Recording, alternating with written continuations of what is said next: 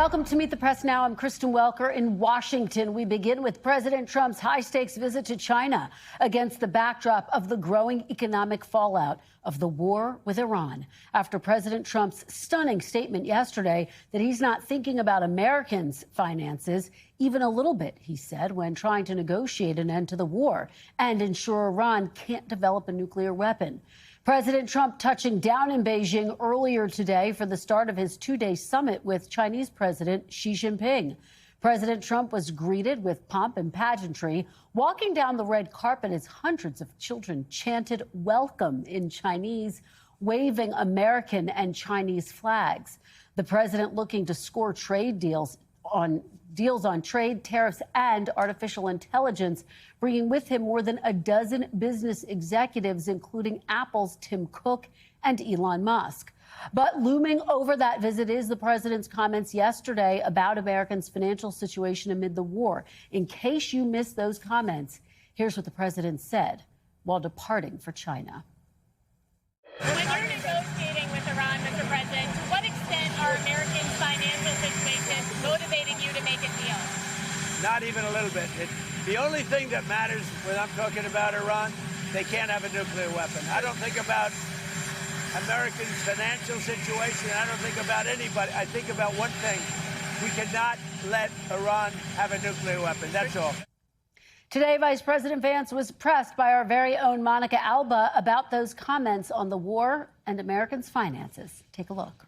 When approaching the war with Iran, do you agree with the president's position that Americans' financial situations should not be a consideration in that decision-making process? Well, I don't think the president said that. I think that's a misrepresentation of what the president said. But look, I agree with the president that Iran should not have a nuclear weapon. We're obviously engaged in a very aggressive and very engaged diplomatic process to try to ensure that that doesn't happen. And the president has a lot of options, as he said repeatedly. There are options diplomatically, there are options on the military side. But the fundamental goal here is the president wants to make the world safe, but particularly the American people safe from Iran having a nuclear weapon. Remember, for months, the White House has been trying to reassure Americans that prices, particularly the cost of gas, will come down once the war is over. So if we have a little high oil prices for a little while, but as soon as this ends, those prices are going to drop, I believe, lower than even before. As soon as that war is over, which will be soon, your prices are going to drop like a rock. You watch. The price of oil will drop like a rock as soon as a deal is done. The gas will go down. As soon as the war's over, it'll drop like a rock. As soon as this is over with Iran, as soon as it's over, you're going to see gasoline and oil drop like a rock. Going to be dropping down like a rock. As soon as this war is over, which will not be long, you're going to see oil prices drop.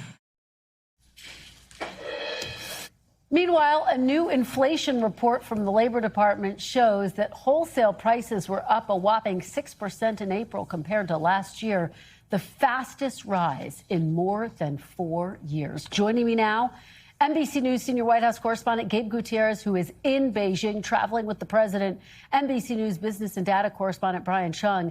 And in just a moment, we'll talk to NBC News senior national security correspondent Courtney Kube. And also with me is Andy Brown, China columnist at Semaphore. Thanks to all of you for starting us off. Gabe, I do want to start with you in China. Of course, these high-stakes meetings set to begin in just a few hours. What are the expectations heading into these meetings? Well, Kristen, today we're expecting a lot of pomp and pageantry here, something that President Trump, of course, relishes during these trips. His first face-to-face here with President Xi in Beijing since 2017. But you're right. What's looming over this trip is the issue of Iran and whether the president can get any sort of concession from President Xi about what to do in the Strait of Hormuz or in the broader conflict. But on the agenda besides that, there's a lot. You ran through some of it: trade, tariffs, also potentially AI and the thorny issue of Taiwan. Kristen, the reason the president is bringing so many of these business executives with him, high-powered CEOs, the Trump administration is very eager to announce some sort of business deal here, some sort of investment deal here, and that is what they'd rather be talking about rather than the war with Iran, Kristen.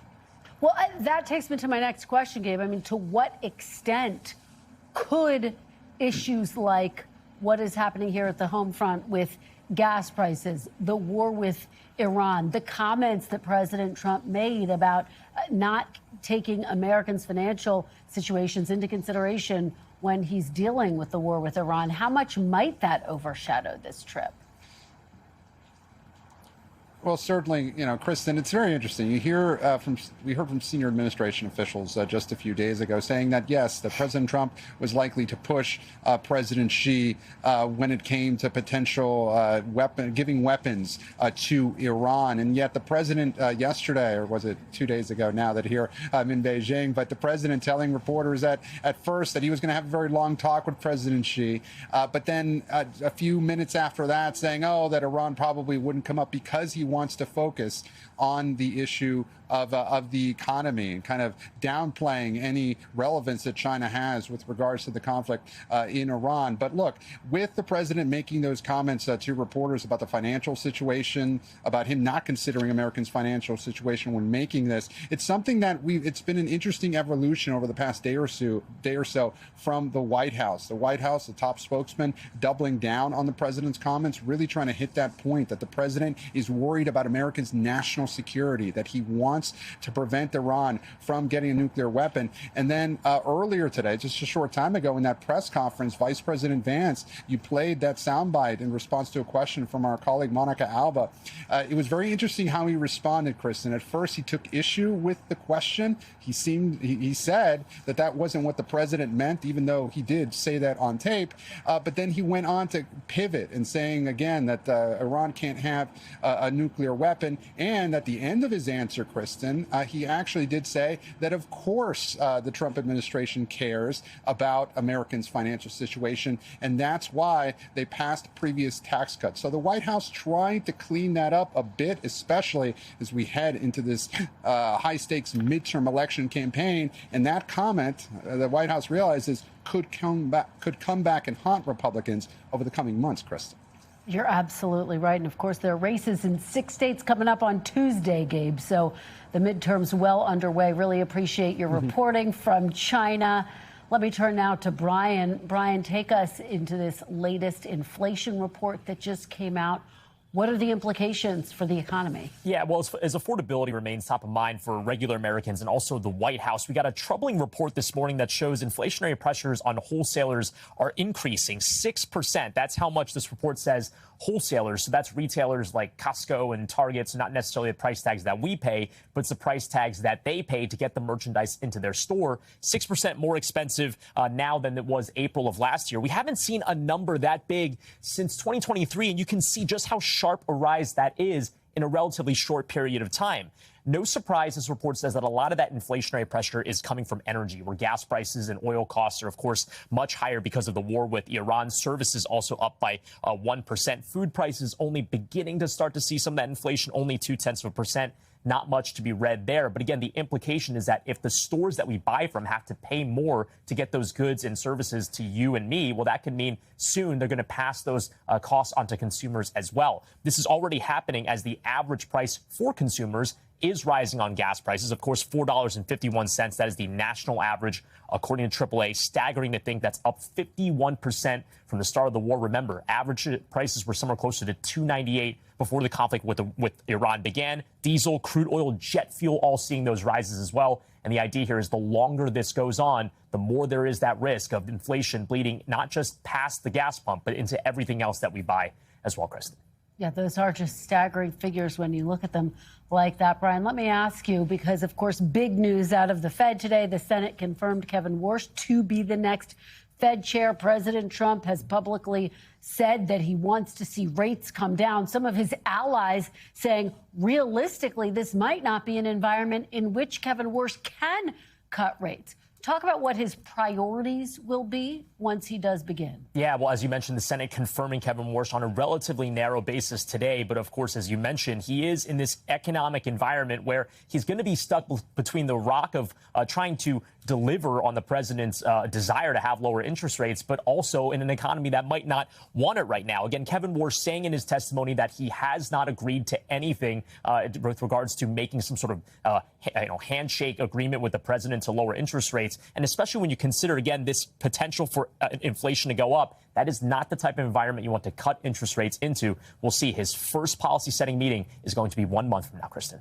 Well, I know you'll be tracking that quite closely. Brian Chung, thank you so much. Really appreciate it. Let me turn now to the desk. Courtney Kube here. As always, thanks for being here, Court. So Secretary Hegseth traveling with President Trump on this trip. One of the big questions looming over this trip and this moment is, might we see President Trump decide to escalate, decide to re-engage in military operations with Iran, given that so far they have not been able to reach a ceasefire, a broader ceasefire peace agreement? What are your expectations? Could that happen while the president is in China? Anything is possible, but it would be very unusual for the president to do something like restart a major combat operation in any place while he's traveling overseas, especially someplace like China, right? So we don't expect that, but I gotta say, Kristen, it is always possible that Donald Trump could do something that is unconventional for the president. And especially at a time where, look at what his rhetoric has been in the past several days or even weeks.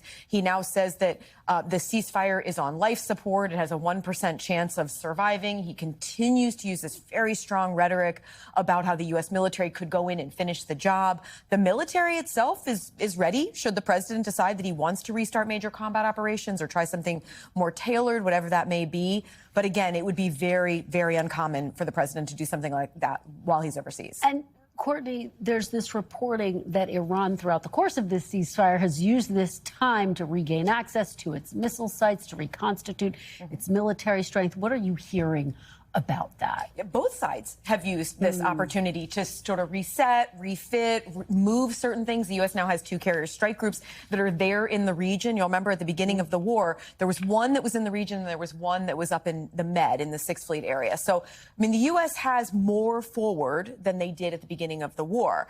But Iran, notably, has taken time. They've been able to access what we now know. As the ceasefire has gone on, it's been remarkable how it's become clear that not as much of their conventional capabilities were completely destroyed as we thought they were. So we reported that more than half of their Air Force and their Navy actually remained intact. We know that they still have their fast boats, those small fast boats. We know that they still have some mines available to them. So they still have a real capability. And very, very critically, they still have thousands of missiles and drones. That comes directly from the head of the Defense Intelligence Agency. He told The Hill that several weeks ago. So Iran still has a conventional force should President Trump decide that he wants to go back in there and restart combat operations. All right. Well, we'll, I know, be all over what he is thinking about and talking about behind the scenes. Courtney Kube, thank you so much. Andy, let me turn to you. We saw the images out of China so far, President Trump touching down. He had the red carpet quite literally rolled out for him. What will you be watching for in this high-stakes trip? So this is a low expectations summit. Bloomberg described it as a nothing burger, a bit of a yawn. Maintenance work, keeping the trade truce alive, keeping the relationship on track, making sure that it doesn't get even worse. I'm looking for surprises like you. When Donald Trump is involved, anything can happen. He can turn the ordinary into the extraordinary. And in fact, we've already had a surprise, the addition of Jensen Huang to the CEO party. Well, that's a really good point. And of course, one of the big questions, will there be a new trade agreement? Will there be an ongoing trade truce? What do you think are the chances for that? And how do those CEOs play a role in this trip? So we're going to get a hatful of trade deals. Okay. They talk about the 3 Bs, Boeing, beans, beef. So that's baked in. That's in the can. I think it's interesting. The way you can think about this from a commercial perspective is America Inc. Trump surrounded by this phalanx of CEO superstars, Elon Musk, Jensen Huang, meeting China Inc., led by Xi Jinping. And you know, both sides are converging on an economic model which is led by the state or guided by the state. And an expression of that in Beijing is going to be the establishment of what the United States or U.S. trade negotiators grandly call a board of trade, where literally you have bureaucrats from both countries sitting around a table figuring out trade, who sells what to who, what price, when, under what tariff arrangements, not the market inspired by price signals. And that, I think, managed trade is what the U.S. sees as the centerpiece commercially of this whole summit. And geopolitically, of course, Iran is front and center. President Trump has said he wants China's help in reopening the strait. Of course, they benefit from oil passing through the Strait of Hormuz. Do you have any expectation that China would move to help the United States? Well, good luck with that. Look, China never does anything at the behest of the United States. Still less will it be putting pressure on a close partner that the United States and Israel has just attacked. A partner, by the way, that until recently we were all obsessing about as part of this so-called new axis of evil, or the axis of disruption, Iran, China, North Korea, and Russia. I have very low expectations. And if Trump was to give way on that, he would demand a very, very high price. Well, and the other big issue, of course, is Taiwan. And it's anticipated that President Xi Jinping is going to pressure President Trump on Taiwan to ease up some of the support that the United States has given to Taiwan. President Trump says, oh, we'll discuss that. How significant is that piece of this trip? And what if there were to be any shift in the United States' posture toward Taiwan? Well, White House briefers have said that there's going to be no change in Taiwan policy, and I actually believe that. I don't think that Donald Trump wants to go down in history as the U.S. president that abandoned China to authoritarian, abandoned Taiwan, democratic Taiwan to authoritarian China. But I don't think that is what the Chinese want out of it. What they want from him is just a slight adjustment in the wording. We oppose Taiwan independence. We support unification. That, you might say, is a word here, word there, no big deal. To Taiwan, that would be a seismic impact, have a seismic impact, because what it would say is that we're on the table. And that is exactly what Xi Jinping wants. He wants to get inside the heads of the Taiwanese, to make them despair, to make them lose hope. You don't have a say in your future. It's all going to be decided over your head. It's psychological warfare. So it would have an impact on Taiwan, and it would certainly have an impact on Japan and other countries that are looking to U.S. commitments in the Asia-Pacific region. In diplomacy, small words have a big meaning, as we know. So we'll be listening very closely to see if there's any shift in the language toward Taiwan. Courtney, thank you so much. Thank you so much for being here, Andy. Really appreciate it. Great conversation, great information. And we should note, my colleague Tom Yamas is live from Beijing this week with special editions of Nightly News and Top Story right here on NBC News Now. And coming up, war and affordability in America. I'll talk to a top Senate Democrat and combat veteran about the future of the war with Iran as both parties confront rising costs from the gas pump to the grocery store. Stay with us. You're watching Meet the Press Now.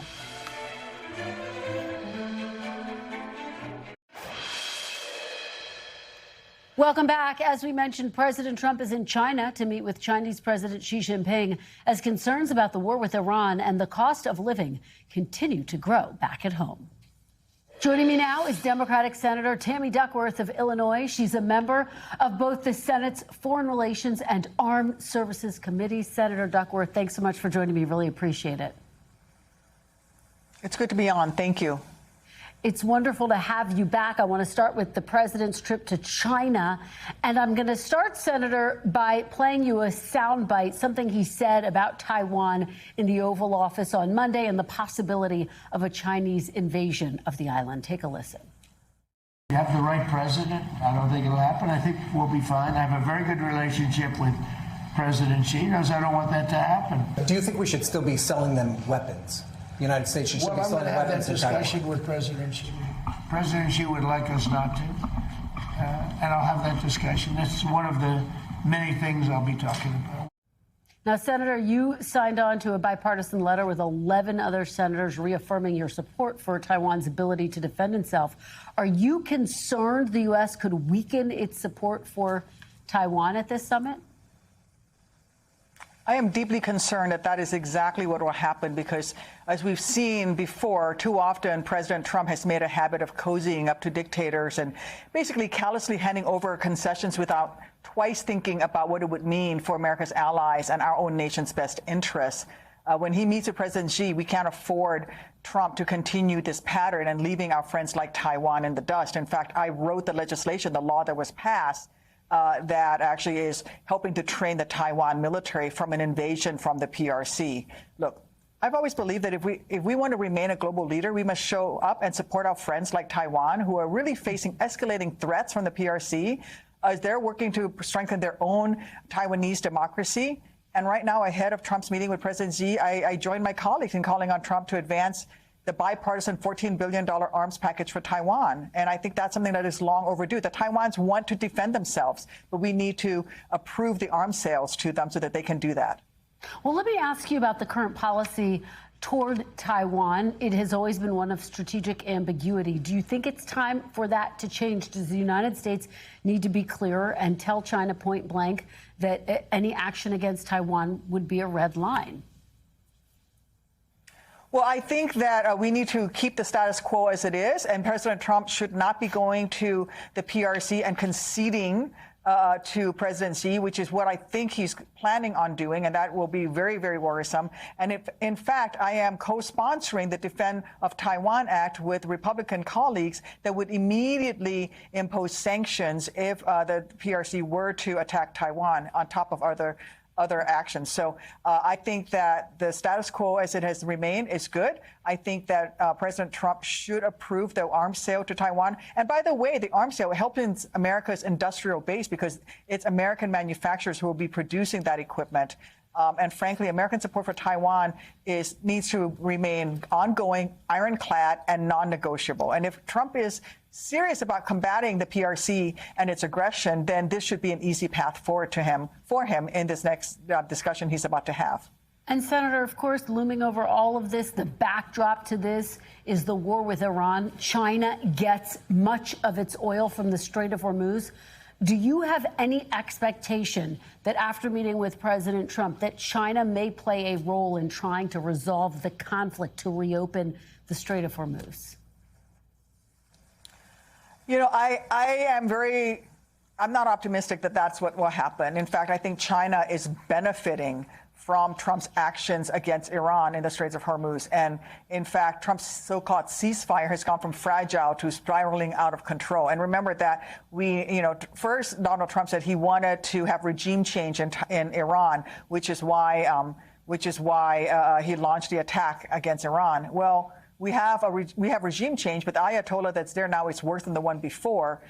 He says now he wants to open the Straits of Hormuz. Well, the Strait of Hormuz was open with oil flowing to everyone, not just to the PRC and its allies. And now the Straits of Hormuz is mined.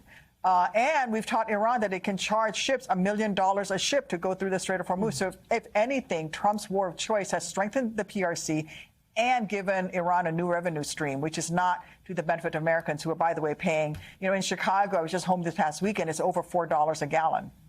Well, you take me to my next question, the economy, affordability. Democrats have been highly critical of the president's policies, but also comments yesterday that he's more concerned about Iran not getting a bomb than the financial pain that Americans are feeling. What was your reaction to hearing that sound from the president? Well, I'm not surprised that that President Trump does not care about the pain that average Americans are feeling. We, after all, have a president who only cares about his grifter of a family where they are enriching themselves. And in fact, they claim that they're going to be the richest family in the world when they're all is said and done with his term in the presidency. This is not, frankly, the golden age that Donald Trump promised on the campaign trail. Inflation is outpacing wages for the first time in 3 years. And instead of working to clean up his mess, he wants to spend $1 billion of your taxpayer dollars to build his golden Marie Antoinette ballroom. He doesn't care about Americans because he only cares about himself and his own family, except that Americans are suffering, right? Gas prices are through the roof. They've lost their Affordable Care Act subsidies. I have a family in Southern Illinois who said their premiums went from $3,000 a year to $13,000 a year for their Affordable Care Act costs. Americans can't continue to suffer at the hands of Donald Trump and his poor foreign policy decisions. And he needs to focus on Americans and stop worrying about China and Iran. And by the way, Iran's uranium stockpile is still buried under thousands of feet of concrete. Well, and of course, this is a midterm election year. Polls showing that Democrats don't really do much better than the president as it comes to the economy. We're looking at a poll here from CNN, which asks who's better on the cost of living. 37% say Dems, 28% say the GOP. The economy, Dems get 35%, the GOP gets 33%. So you see how narrow that is, Senator. What do you think Democrats need to do to turn that around, to convince voters that they have a better plan? Well, I think what we all should be doing, those of us who are in office, Democrats or Republicans, is worry about the average American and the high prices they're paying. You know, Trump's war in Iran caused the cost of diesel fuel to go up by more than double. It's planting season in Illinois. We're a farm state. My farmers are devastated with the high cost of inputs like diesel for their equipment, fertilizer for their crops. And yes, the prices are high for the farmers now in the spring, but all of America is going to suffer come fall when harvest season comes in, and we're going to see higher prices in the grocery stores. And frankly, as long as the Strait of Hormuz remains blocked and mined, the situation is not going to get any better, which is why we, had this resolution again today, and we got 3 Republicans to vote with us to end this war in Iran. This illegal war has driven up record diesel prices. It is really hurting Americans. And that's what I'm focused on as a representative of the people, is how do I make lives better for the average American in Illinois and around the country. So to that point, very quickly, Senator, President Trump has floated the idea of suspending the federal gas tax. Is that something you would vote for? That's not going to solve the problem, right? As long as the Strait of Hormuz remains mined, as long as we're still spending billions of dollars to attack Iran. And by the way, Donald Trump came to us and says he's going to want 150 to 200 billion additional dollars just to wage this war in Iran. Suspending the gas price isn't going to do anything. It's not even a Band-Aid on the situation. But would you frankly, do it? Would you vote this yes illegal on it? war It is costing Americans significant money out of their pockets, and it's hurting our nation's military. We've expended, hundreds of thousands of rounds of munitions that we need in order to defend ourselves against our greatest adversary, the PRC. He's moved assets from the Indo-Pacific into the Middle East that should be in the Indo-Pacific, and so. We're in a significantly more precarious situation as a nation, both in terms of affordability for the average Americans, but also on national security, all because of Donald Trump's war of choice. All right, Senator Tammy Duckworth, thank you so much for your time. Really appreciate it. Thank you. Coming up next, meet the candidate, a former Republican who openly defied President Trump's push to overturn the 2020 election results in Georgia. Now he's running as a Democrat in next week's crowded primary race to be the next governor of the Peach State. That interview's next. Stay with us.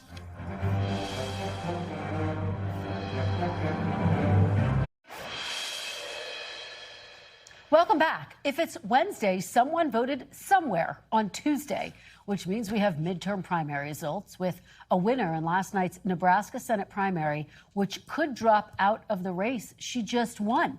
Democrat Cindy Burbank won the Democratic nomination yesterday, but she has said she would consider bowing out of the race if she didn't have a path to victory, instead endorsing independent Dan Osborne in an unseat the Republican in an effort to unseat the Republican incumbent Senator Pete Ricketts. Osborne lost to Republican Senator Deb Fischer by less than 7 percentage points in 2024.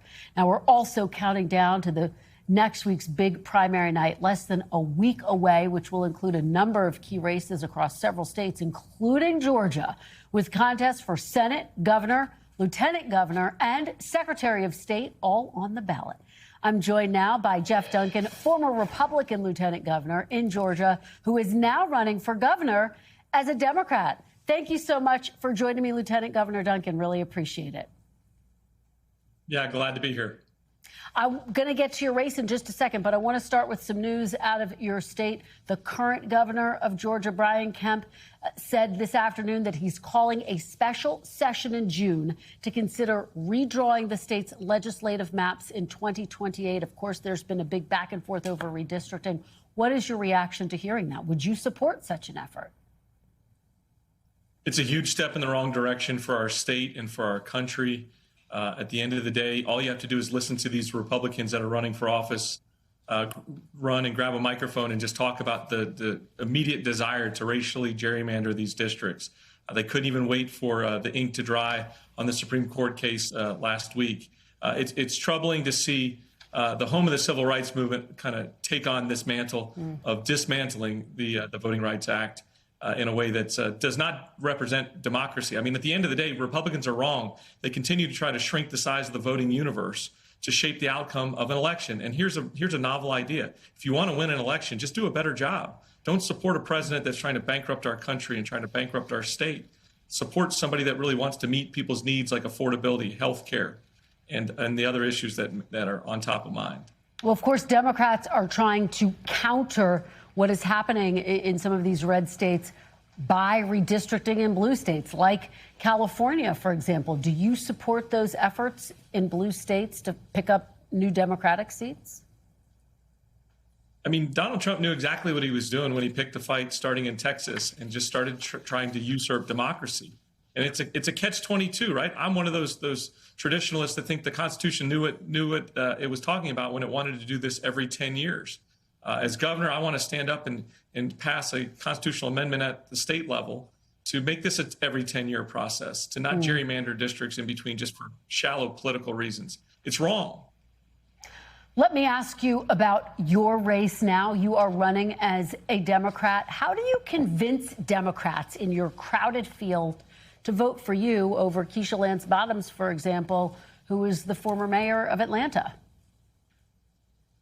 I've lived pretty out loud for the last 6+ years. I not only stood up to Donald Trump when it mattered the most here in Georgia, but I've been, working with Democrats for years. Stacey Abrams on rural hospital tax credit legislation, passing hate crimes legislation, standing up to a sitting president that tried to steal an election, civil unrest issues. I've been doing this out loud, and also writing a number of opinion columns over the years. So I think Democrats see me as the best possible chance to win this election. I think I am absolutely not only going to show up and win a primary, but win a general election. But then most importantly, Kristen, is we have to govern well. I think that's the most important thing for Democrats is once we get this power, we can't just let it go to our heads like Republicans have. We've got to go govern well. We got to go share our ideas with better health care by expanding Medicaid, by passing common sense gun legislation. I haven't lost my mind switching parties. I've actually found my heart. Well, as you know, polls show that Keisha Lance Bottoms is actually ahead right now. How do you catch up and surpass her by Tuesday? Do you have enough time to win? Well, fortunately for the law in Georgia, we don't have to do it by Tuesday. It's going to go to a runoff. So Keisha Lance Bottoms is probably going to cap out in the high 30s. I see myself coming in the high teens, low 20s in a solid second place, and then we'll go to a 4-week sprint and just compare resumes, right? I've got a resume to run on. She's got a resume to run on. I think some Georgians have some serious concerns about her leadership as mayor of the city of Atlanta, just like some folks have some concerns about me being a former Republican. But, folks can find out more at duncanforgeorgia.com if they want to have more information about where I stand on the issues. You're talking about the issues. Let me ask you about one that has been in the spotlight this week in particular, the gas tax. There's a lot of talk about potentially suspending the federal gas tax. Governor Brian Kemp suspended Georgia's gas tax almost 2 months ago, but that's set to expire next Tuesday, actually, on primary day. If you were to be elected, would you reinstate a gas tax holiday? I would continue to keep the gas tax off. Actually, in the state legislature years ago, when I was a state representative, I voted against the gas tax. But yeah, I mean, look, state of Georgia didn't pick this fight that's taken our gas prices and our oil prices around the world in skyrocketing places. Donald Trump did. If we want to fix this crisis, then Donald Trump needs to say he made a mistake and he didn't calculate the end game. And he needs to start falling on the sword, bring these troops back home or figure out how to open up that Strait of Hormuz. But Donald Trump doesn't care about people. He doesn't care about affordability issues. He doesn't care about people not having health insurance. He cares about the person that stares back at him in the mirror in the mornings. You know, Donald Trump is not for America. He's not for Georgia. He's for himself and his family. And that's as obvious as the day is long. And I'm seeing Republicans left and right come our way on this campaign trail because I think they're seeing what I've already seen. That's Donald Trump as a selfless decision maker. And at the end of the day, he's the worst decision this country's ever made. Let me ask you about the broader political environment right now. Republican Secretary of State Brad Raffensperger, who resisted pressure from President Trump to overturn the results of the 2020 election and is now running for governor, said yesterday that there was an active threat at a campaign event that he had planned earlier this week. Do you worry about the risk of political violence in Georgia and elsewhere in this heated political environment? Unfortunately, I do. I mean, my family has been at the epicenter of it for years. I mean, just because I wasn't willing to lie about an election like Donald Trump wanted to, my family got death threats. We had state troopers outside our house. Our kids couldn't go to school for weeks on end. I mean, like, we've paid the price too, and it's unfortunate. But when you have a sitting president that's willing to fan the flames of conspiracy theories and to create a mob mentality that essentially at the end of the day is just a Ponzi scheme. Donald Trump runs a Ponzi scheme, and it's falling apart by the day. Final question to you. Do you see any scenario where you could return to the Republican Party at some point? I don't. The Republican Party, that ship has sailed. My heart has changed. And look, a number of these issues, I didn't have the political courage like so many folks in office don't. I knew common sense gun legislation made all the sense in the world. I'm never going to turn around on that. I know expanding Medicaid makes all the sense in the world, and we should never send somebody to the hospital without health insurance. I'm a proud Democrat with a great toolkit to serve the needs of 11 million Georgians, and I can't wait to be their governor. All right. Former Lieutenant Governor Geoff Duncan, thank you so much. Be safe. We will be watching your race closely. Really appreciate your joining us. Thank you. And speaking of Tuesday night, I will be joined by my colleagues Hallie Jackson, Steve Kornacki, and our team of reporters across the nation for special primary election coverage. It all kicks off at 6:30 Eastern right here on NBC News Now. And we'll be right back with more Meet the Press Now. Stay with us. Welcome back. Top Democrats on Capitol Hill are already seizing on President Trump's remarks yesterday that he's not weighing the financial impact on Americans' finances when it comes to his war objectives in Iran. Can you believe it? You wouldn't believe it coming from any other president. But sadly, from this president, it smacks of reality. He says almost anything, and he doesn't care. Donald Trump and Republicans don't give a damn about the personal finances of the American people. Donald Trump said it, and he meant it. Joining me now is today's panel, NBC News senior national political reporter Sahil Kapoor, Joel Payne, Democratic strategist and former senior aide for Hillary for America, and Ashley Davis, Republican strategist and White House official during the George W. Bush administration. Thanks to all of you for being here. Sahil, let me start with you. You heard the reaction from Democrats there on Capitol Hill. Talk about the fallout, what you're hearing on the Hill. It's a mess for the GOP, Kristen. It's the last thing they need to be hearing from a president who was elected primarily to bring down costs and improve Americans' financial situation and to avoid getting into new wars. Just objectively speaking, the opposite has happened so far. So this is a situation where Republicans want results on the economy. They know that voters here care more about that. But the president seems to be, at least in the words of Lindsey Graham, who I talked to a few hours ago, a staunch Trump ally. He said Trump is just trying to show the enemy that he's determined to prevail regardless of the domestic circumstances. That does indicate that he's willing to sacrifice some domestic circumstances for this, which, of course, is a political problem for Republicans, especially when you look at a recent poll by CNN found that his disapproval, President Trump's disapproval on the economy, is up to 70%. It never even reached 50% in the entirety of his first term. This was his ace in the hole, not MAGA culture wars. The economy, trust in the economy was always President Trump's biggest asset. Now it's gone. Ashley, he did promise to bring down prices on day one.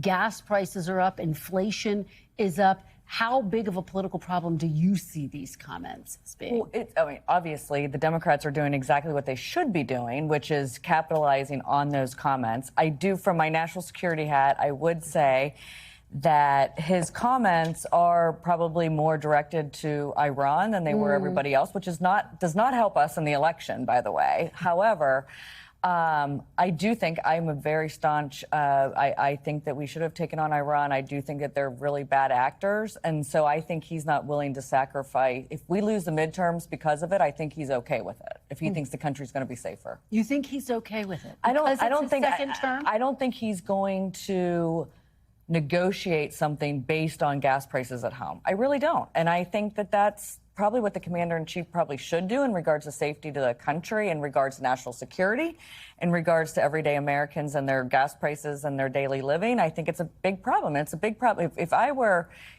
Leader Thune, or if I were the speaker right now, I'm sure they're cringing, as you just said, on the Hill.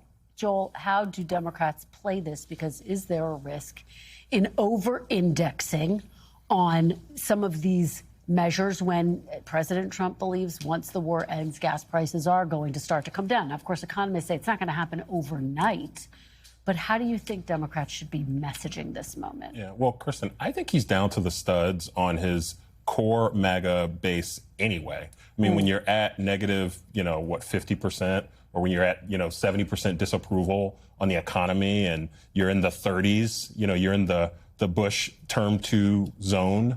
You don't actually have the type of coalition that he actually rode to electoral victory. So I don't think Donald Trump's in the coalition building business right now. He seems to be in the base maintenance business right now. I think the other observation I have is, and I get a chance to sit next to a lot of, smart Republicans like Ashley, and the fact that she and that other Republicans, the first thing they have to address, the first thing they have to answer is Donald Trump, his priorities, his hubris, his prioritization of the economy. That itself, that's the whole problem in a nutshell for Republicans there. So what about the fact that he is in China right now? This allows him to pivot to some extent from Iran and lean into this geopolitical diplomacy that he is trying to have with China. I think that largely depends on what, if any, deliverables he brings home from China. If there's a deal cut that can materially improve the lives of Americans, voters are going to be far more concerned about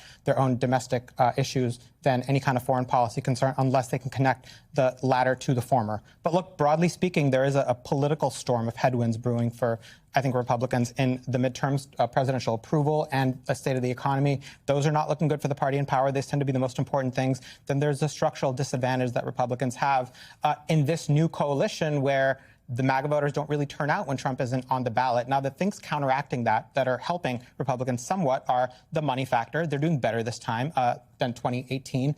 And redistricting in the House. That fight has broken clearly in favor of Republicans. Will it be enough? I don't know. Ashley, and what are you watching for this week while the president's in China? So I think success is two different things. One, I think that him showing up with all these CEOs, showing that he's trying to make some sort of business deal with China. But the two things I'm watching is, I think our farmers could get some relief, and that's a success. And if China is willing to buy some sort of oil, gas from the United States, I think that's the success. That defines success for him. Obviously, I don't think we'll know truly what the negotiations are in Iran, because I think that it will be quietly talked about, and maybe there'll be subtle, things that are said to Iran to say, like, let's open up the strait. But I think the two, economic things are the farmers and definitely them buying oil from us. Joel, how do you see this week, and do you think there could be a pivot to some extent? I think, obviously, the president's in China, and that's going to drive a lot of, interest and whatnot. But I think the story of this week is Republicans escalating this fight over redistricting. And I guess I would just say this. Look, this is personal, and this feels provocative to millions of people, frankly, who look like me, and who come from communities and come from backgrounds like mine, like my namesake, my great-grandfather, who was a sharecropper in the South, who fought and sweat and bled for these rights that Republicans on a Republican Supreme Court that's jet fueled by MAGA and on a Republican Supreme Court that's swayed by a seat that was stolen, they seem to be playing games with precedent. They seem to be playing games with the public faith and public confidence.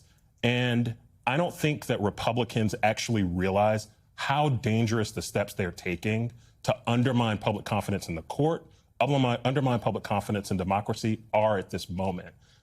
This country's a powder keg right now. And where I come from, there's a thing that we say is you don't want to play in people's faces. And Republicans are doing a lot of playing in people's faces right now. Ashley, how do you respond? Well, I think, first of all, I appreciate 100% what you're saying. And I also think that there is a big question, does anyone win out of this? I've been saying from the beginning that I think the whole redistricting issue that started in Texas, but we can even say it started back in 2017 in Illinois. But I think that it's just really bad for the country. I think it's not going to be beneficial to anybody one way or the other at the end of the day, because we're isolating a whole population, as you just referenced, in some cases. But also, we have the people in the north too that we don't have any Republican seats. So there are two sides of the story, but this is more of an issue that is something that hits home. I appreciate where that comes from, but people in the north, there's not a history. No, that's what I'm saying. Segregation and a history of organized, obstruction of the vote in the North like there is in the South. No, I get it. So, Sahil, give us the final takeaway here. What's the math look like right now? Because Republicans are feeling emboldened about their chances to potentially hold on to the House, but Democrats are saying the backdrop still gives them a big opening. Overall, I still think Democrats are favored in the House, given what the landscape is, given all the structural advantages they have. I think it looks like right now, at least my Democratic sources think that somewhere between 5 and 10 seats just in redistricting could flip to the GOP on net. Democrats will gain some in California, but Republicans, Texas, Florida, now you have Virginia essentially counteracted. So Republicans will cushion it somewhat. I still think Democrats are pretty clearly favored overall, because they only need a net gain of somewhere in the single-digit numbers of seats to win the House. The Senate's obviously a different story. Needle's moving a little bit in the Dems' direction, but right now, Democrats still have plenty of reasons, I should say, to be optimistic about winning the House. Well, there's no doubt that this fight over redistricting has changed the shape of not just the map, but American politics and the debate that's unfolding right now. Thank you so very much, Sahil, Joel, and Ashley. Great conversation. Still to come, we are on the ground in Omaha, where 16 Americans are being quarantined, covering new developments related to the ongoing outbreak of the hantavirus. Keep it right here on Meet the Press Now.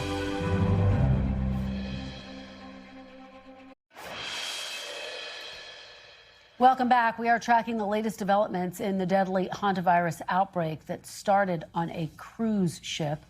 We are learning a French woman who tested positive for hantavirus after being evacuated from the ship is now critically ill and being treated with an artificial lung.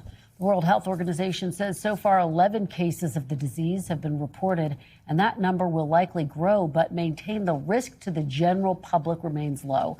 The outbreak comes at a precarious time for public health in the United States, which is operating without a permanent director at the CDC, without a Surgeon General, and now without an FDA commissioner after this week's ouster of Dr. Marty Makary.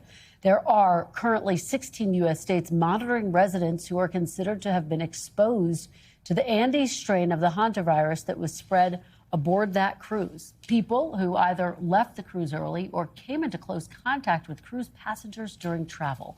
Joining me now is NBC News correspondent Camila Bernal, who is outside the National Quarantine Unit in Omaha, Nebraska, where 16 of the evacuated cruise passengers are. Camila, thank you so much for being here. You've actually spoken to some of the medical staff at that Nebraska facility where 16 passengers from that cruise are staying. What have you learned? Yeah, and important news today from the CDC, Kristen, and that is that they are encouraging every single person here in Nebraska to remain here at this facility for the duration of the monitoring period. That is 42 days, and they say that period started on May 11th when they got off that plane from the cruise ship. And medical professionals here telling me that they're monitoring everyone, doing it case by case, making sure that they essentially have a next step for each person individually. Here's what one of the nurses told me. I know from the outside looking in, it probably feels like, well, why don't we have any answers? But it really is a conversation with each person in multiple jurisdictions, and we want to make sure that we can answer all of the questions we're getting, right? Is it safe for people to leave? Is it safe for people to stay? And so I think right now what we're really encouraging is we have the ability to provide quarantine and monitoring support services for 42 days, and we would be happy to have people stay. And the CDC also announced today that they have retested that passenger in the biocontainment unit that tested mildly positive. They're expecting fresh results from that test in the next day or two, Kristen. And Camilla, with the final minute that we have left, more than a dozen states, as we said, say they have residents who are being monitored for exposure to the virus. What do we know about these folks? Yeah, so none of the states so far have said that they've asked anyone to quarantine. They're only asking to self-monitor. So what that looks like, according to some of the states, is each person at home is taking their temperature, is looking out for symptoms, and then reporting any changes or anything they see back to the states. So all of these states essentially saying that they're keeping track of all of those passengers that got off the boat early and returned to the United States, and also the people that were believed to have been exposed at some point, maybe even during air travel. So they are keeping track of them to make sure that if anything changes, this is obviously something that gets reported back to the states and then obviously to the federal government as well, guys. All right, Camila Bernal, you have been all over this story. We really appreciate your great reporting from Omaha, Nebraska. We will continue to track the developments around the hantavirus. Camila, thank you so very much. We are back tomorrow with more Meet the Press Now. There's much more ahead on NBC News Now. We thank you for watching, and remember, stay updated on breaking news and top stories on the NBC News app or watch live on our YouTube channel.